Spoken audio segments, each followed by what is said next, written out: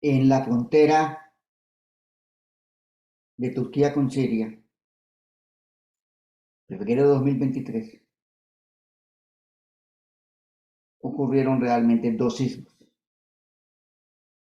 sismos con magnitud superior a 7, y una gran cantidad de réplicas de magnitud 6, 5, 4. Vemos en la pantalla la localización del primer sismo de magnitud 7.8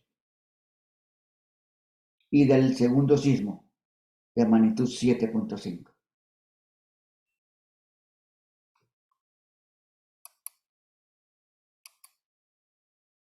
El primer sismo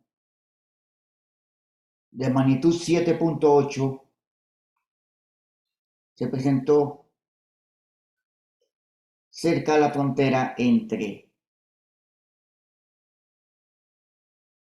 Turquía y Siria.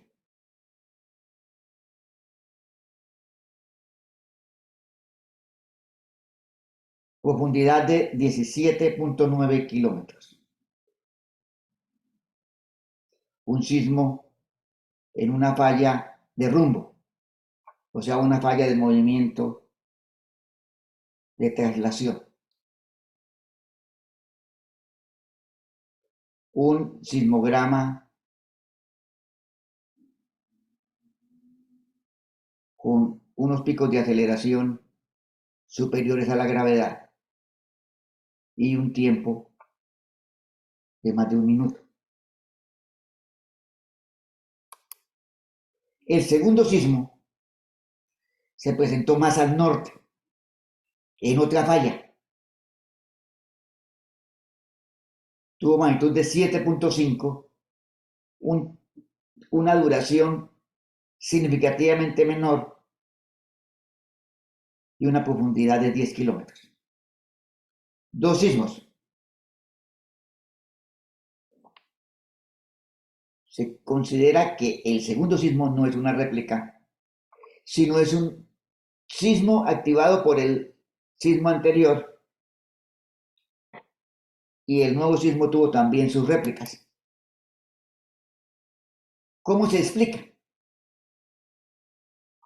Vemos acá en este diagrama la longitud de rotura de mal contado 100 kilómetros del primer sismo, y se observan unos colores, un color rojo, amarillo, azul,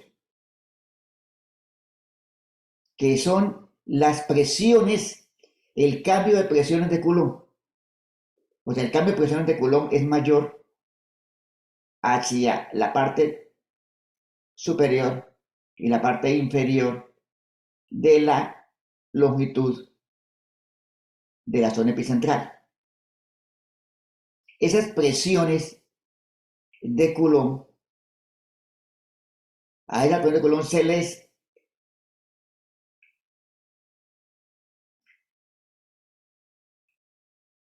atribuye que se generara un nuevo sismo en la falla de Surgu-Kardak. O sea, el primer sismo fue en la falla de Anatolia Este y el segundo sismo en la falla de Surgu-Kardak. El primer sismo activó al segundo sismo. En el primer sismo se generaron una gran cantidad de réplicas de magnitud 6, 5, 4. En el segundo sismo se generaron mucho más réplicas, también de magnitud 6, 5, 4. Cada uno de los sismos tuvo sus respectivas réplicas, y desde el punto de vista sismológico se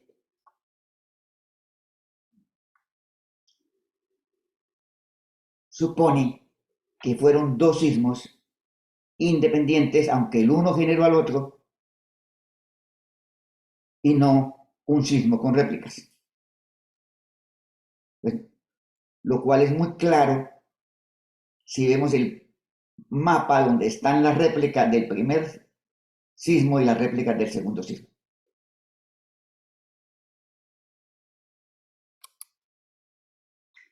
El primer sismo de magnitud 7.8 es considerado uno de los mayores sismos de falla de rumbo en el mundo en tierra, comparable con el sismo de San Francisco del año 1906. El profesor King Abdullah de la Universidad de Ciencia y Tecnología de Arabia Saudita estimó una longitud de ruptura de 300 kilómetros. Pero según el modelo del Servicio Geológico de los Estados Unidos, el sismo rompió dos segmentos de falla, en la falla de Anatolia y en la transformada del Mar Muerto, que combinan 50 kilómetros. Y tuvo un ancho, la zona de ruptura, un ancho de 30 kilómetros. Y el desplazamiento, según el Servicio Geológico de los Estados Unidos, fue de 3.4 metros. El primer sismo. El segundo sismo, magnitud 7.5, 9 horas después del primer sismo, rompió una falla que no había tenido actividad sísmica histórica, 120 kilómetros de largo, 18 kilómetros de ancho y desplazamiento de 10.9 metros. La falla Surgu-Kardak, donde se generó el segundo sismo, no es parte de la falla de Anatolia Este. Dos sismos, el uno detrás del otro, pero sísmicamente independientes. Entonces vemos los dos sismos. En la izquierda el primer sismo, en la derecha el segundo sismo. Ambos de magnitud superior a 7. Las aceleraciones registradas en el primer sismo en varias estaciones se generaron aceleraciones mayores a 0.6 G. Y el mayor, la mayor aceleración ocurrió en la estación 4614, que es la aceleración en la dirección este-oeste de 1.9 G y en el norte-sur de 1.9 G. Interesante la magnitud vertical, la aceleración vertical, 1.3 G. Buena parte de la problemática de las fallas se debe a que hubo una aceleración vertical de hasta de 1.3 veces la gravedad.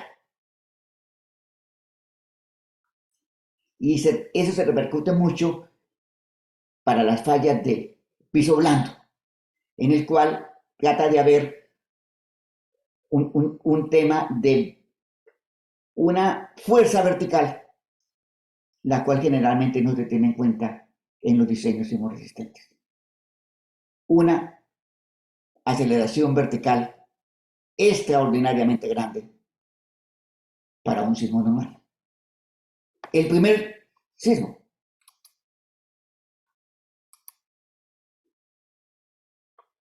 Según el Servicio Geológico, en la estación de Pasarcito una aceleración de 2.14 G. 2.14 G. Y en la estación Hasa 1, 0.9 G. Y una velocidad en superficie de 215 centímetros por segundo. O sea, de más de 2 metros por segundo de velocidad. Aquí vemos las isolíneas de aceleración.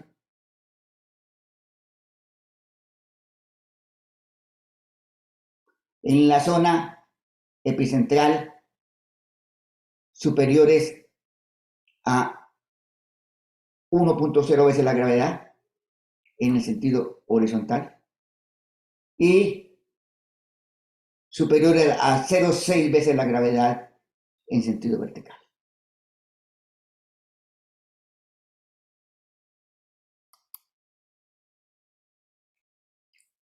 una zona de ruptura de 110 kilómetros y los valores de aceleración desde el 100% de la gravedad, 50% de la gravedad en un área de 100 kilómetros, 110 kilómetros de largo por aproximadamente 30 kilómetros de ancho. Una zona epicentral con aceleraciones relativamente altas. Y si vemos esta gráfica de la aceleración contra la distancia del epicentro, vemos que hasta 150 kilómetros del epicentro, a 150 kilómetros del epicentro hubo aceleraciones cercanas a una vez la gravedad en el primer ciclo. Ya después de los 150 kilómetros de distancia, las aceleraciones fueron algo menores. Aceleración contra distancia al epicentro. La componente este-oeste en la estación 4614, en la ciudad de Caracamanaras,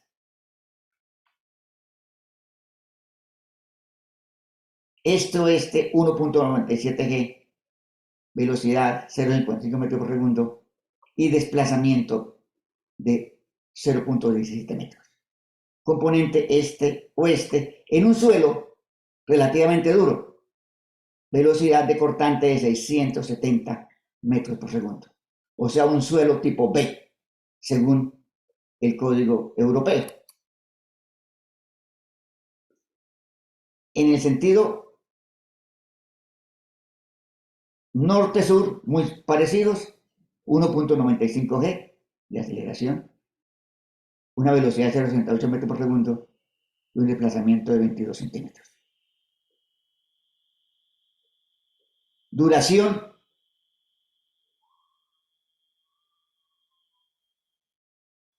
del movimiento principal, un poco más de un minuto. Y vemos la componente vertical. Miren, por ejemplo, en esa estación 4614, la componente vertical de la aceleración fue 1.35 G. ¿Se imaginan un movimiento vertical de 1.35 G? Con una velocidad de 0.31 metros por segundo y un desplazamiento de 17 centímetros.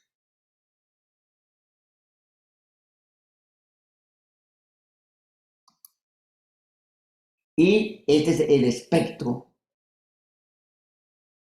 del sismo que muestra las aceleraciones con relación a los periodos. Como puede observarse aquí, el pico se presentó a un periodo de menor de 0.2 segundos en la estación 4614, la más cercana al epicentro, a 3 kilómetros de la falla. Y para periodos mayores de 0.6 segundos, las aceleraciones fueron relativamente pequeñas. O sea, concentración de aceleraciones cerca al epicentro en este suelo duro, suelo tipo B,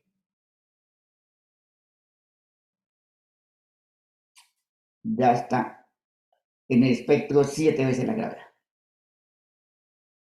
Periodos fundamentales de 0.2 segundos. La vertical, la fuerza vertical, tú en el espectro muestra aceleraciones muy grandes para un periodo de prácticamente 0.1 segundos. El espectro, muy importante. Ahora veamos la otra estación, en un suelo más blandito y a mayor distancia del epicentro, en un suelo con velocidad de 470 metros por segundo de velocidad onda de cortante. un suelo tipo C. La componente este-oeste, aceleración 0,58 g. Un tiempo del sismo principal de escasos 20 segundos. Vemos las velocidades 0,98 metros por segundo y desplazamientos este-oeste de hasta 1 metro en este suelo. La componente norte-sur, muy similar, aceleración 0,65 g, velocidades de 1,85, 0,95 metros por segundo y desplazamiento norte-sur de 0,61 metros. Y veamos ahora la vertical. En la vertical, 0,84 g. Y no estamos en la falla. Estamos relativamente lejos de la falla.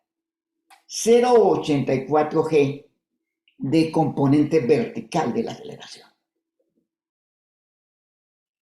Velocidad de 0,52 metros por segundo en la vertical y desplazamiento de 0,18 metros. Muy importante. En el sismo de Turquía y Siria, la aceleración vertical fue extraordinariamente grande. Y si vemos ese espectro de aceleraciones en este suelo, en la estación de Pastarsik, 470 metros por segundo de velocidad de onda cortante del suelo, vemos que prácticamente entre el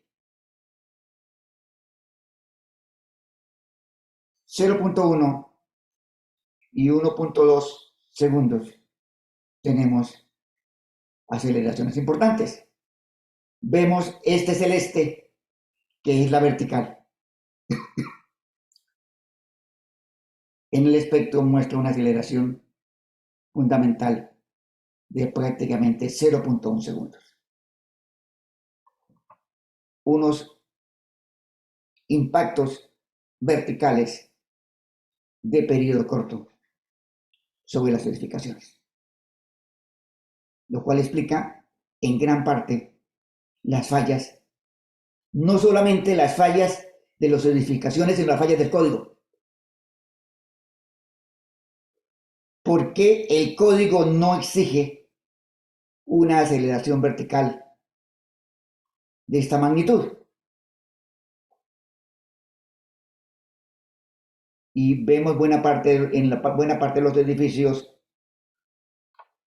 las columnas del primer nivel penetraron en las placas arriba del primer nivel. Comparamos los dos espectros, el espectro en la estación 1 y el espectro en la estación 2, conformamos en esta forma un espectro más completo. Fueron espectros totalmente diferentes porque en la estación, en la segunda estación, es la estación 3123, la más alejada de la falla, las amplificaciones, las aceleraciones se generaron especialmente en periodos cercanos a un segundo. Y eso muestra en buena parte la falla de las edificaciones de 10 niveles. O sea, en el segundo sismo tenemos aceleraciones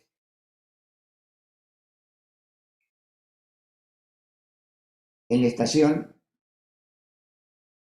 perdón, el segundo sismo, creo que fue en la estación 1, 0,6, el segundo sismo fue menos fuerte que el primer sismo.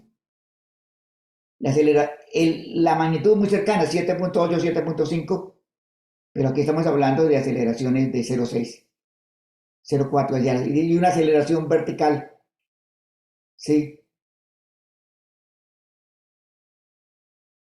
Pequeña, comparada con la del otro sismo, 0.3 G de vertical, 0.5 G este-oeste, 0.6 G norte-sur.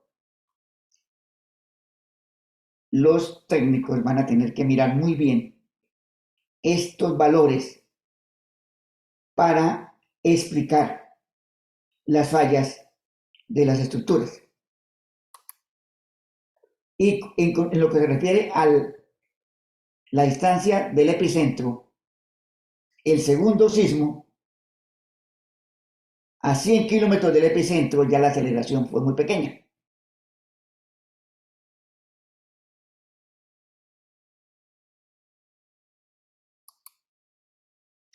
Y si comparamos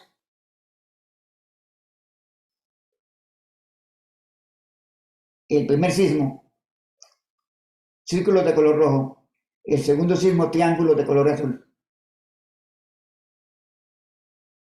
fue mucho más fuerte el primer sismo, incluso a distancias de hasta 150 kilómetros del epicentro. El segundo sismo tuvo un efecto menor, unas aceleraciones menores. Ahora, ¿esto cómo entra dentro del mapa de zonificación sísmica de Turquía?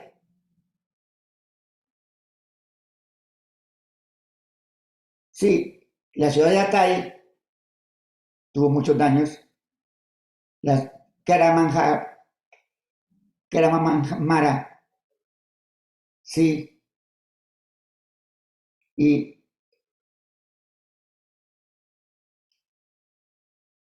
en una franja de mal contados 60 kilómetros. O sea, el mapa de zonificación sísmica se considera bien hecho y corresponde con la realidad lo que se presentó en estos sismos. Luego, si se hubiera cumplido la norma, si los edificios se hubieran hecho de acuerdo al código actual, no habríamos tenido tantos daños, es la pregunta. ¿Y qué nos pasa con la aceleración vertical de 0.1 G del primer sismo? El código no tenía en cuenta que había una aceleración de 1 punto veces la gravedad en sentido vertical.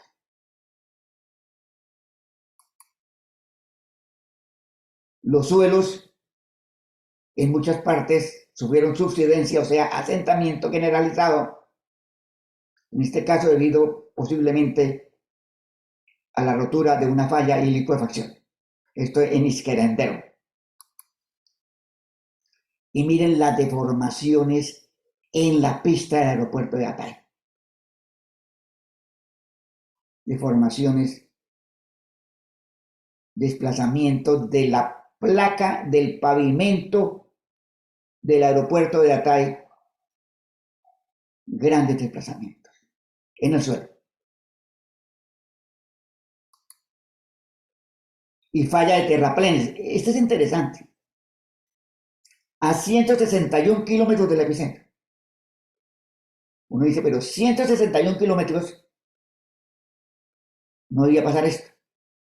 Miren que ese sismo tuvo aceleraciones de casi una vez en la gravedad a 150 kilómetros del epicentro. O sea, este terraplén en un suelo blando saturado colapsó.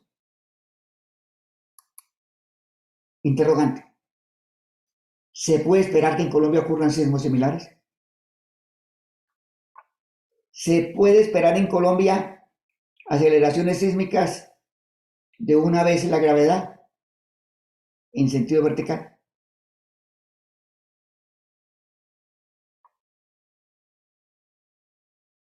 que un sismo a 150 kilómetros de distancia del epicentro tenga una aceleración de una vez la gravedad?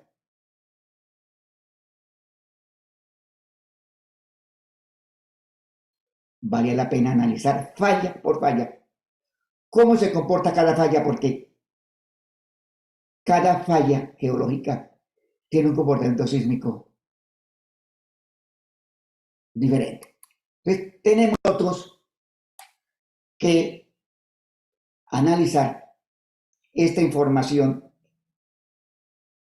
de manera detallada, porque tenemos mucho que aprender del sismo de Turquía y Siria.